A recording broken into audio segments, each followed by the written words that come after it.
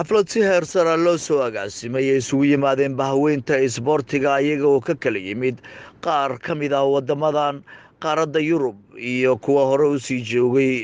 dalkan Ingiriiska ayaa waxa ay ka dhacday magaalada London xafladaasoo loogu dabaaldegayay sanad guuradii 20aad markii la aasaasay tartanka ciyaareedka xilli walba kuleelaha lagu qabto xarunta dalka Sweden ee Stockholm ayadoo ay hormuud u yihiin urweynaha suuke dhanka kalena waxaa loogu diyaar garoobayay tartanka ciyaaraha ee lagu qaban doono bisha July isla magaaladaasi Stockholm ayadoo la filayo inay ka soo qayb galaan ilaa iyo 16 kooxood oo ka kala imaanayo qaaradda Yurub iyo dalka Sweden kooxa ka tirsan haddaba waxaa xafladaasi furitaankeedii hadalkii furitaanka ka jeediyay gudoomiyaha xafladaasi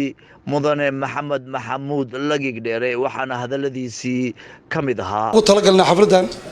sanad guuradii 20aad ee ka soo wareegtay ciyaaraha Sweden ee suuki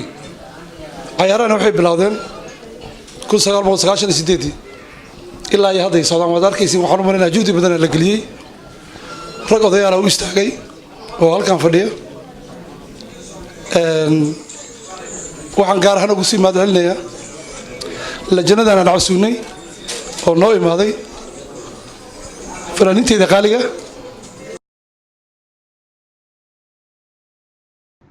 waxaa kaloo mikrofonka lagu soo dhaweeyay qaar ka tirsan bahaweynta isboortiga barisamaadka waxaana hadaladoodii ka mid ahaa aad iyo aad u mahadsantihiin xafladan caawa aad u qurux badan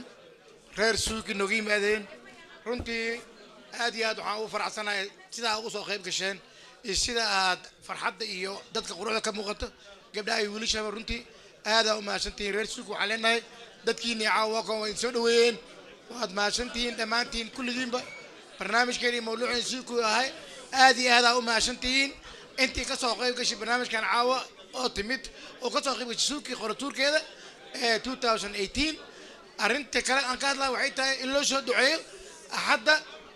ciyaaraha lagu qabanayo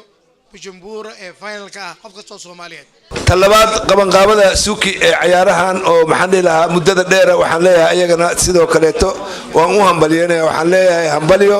sanad guuradan maxaan dhilahaa aad noogu qabateen yani xafladda maxaan dhilahaa dalka Ingiriiska waa idinku hambalyeynaa annagana waan ku faraxsanahay waan idin soo dhaweynaynaa oo martida soo dhaweynteeda waa ku fiican sanadan waa ka bedelnay maadaama dalabaadka kooxii ay bateen waxaan ka dhignay sidii sanadii hore oo kale 16 koox ayaan ku celinaynaa marka waxaad la socotaan waxaad ogaataan 16 koox waxaan u kala qaybinaynaa 4 group oo ah A B C D marka waxaad ogaataan kooxda ugu horeysa oo la waco inay noqon doonto